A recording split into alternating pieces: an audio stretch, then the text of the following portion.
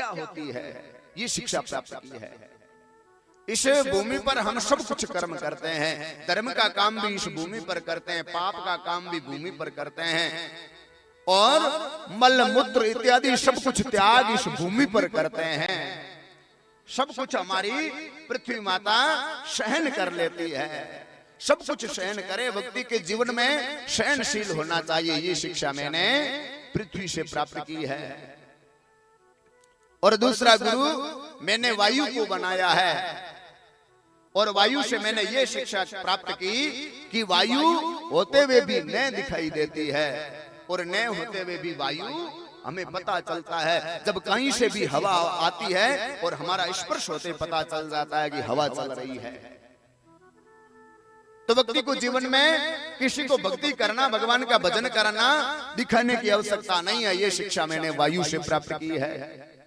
तीसरी शिक्षा मैंने आकाश से प्राप्त की है। आप जितना आकाश के नजदीक जाओगे ना, जितना आप ऊपर की तरफ जाओगे, उतना ही ये बढ़ता जाएगा आगे। इसीलिए भगवत प्राप्ति, भगवान के भजन में जीवन में इतना बढ़ा ले कि कभी हमारा मन भरे ही नहीं, ये बढ़ता ही जावे, बढ़ता जावे। ये शिक्षा मैंने आकाश से प्राप्त की है। मैंने जल को गुरु बनाया है, और जल का स्वभाव है शीतल रहना। आप यदि अग्नि पर जल चढ़ा दो, उस जल को कितना भी गर्म कर लो, वो जल चारी उबाला मारना प्रारंभ कर दे, लेकिन अग्नि से जब आप नीचे उतार के रखोगे तो थोड़े समय के बाद में वो शीतल हो जाएगा, वो ठंडा हो जाएगा।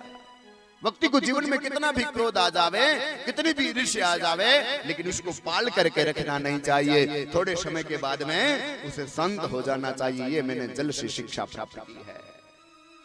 मैंने चंद्रमा को गुरु बनाया है, मैंने सूर्य को गुरु बनाया है, और सूर्य को समान दृष्टि से देखना सूर्य से मैंने सीखा है। भगवान के मंदिर पर ही उतना ही ऊर्जा से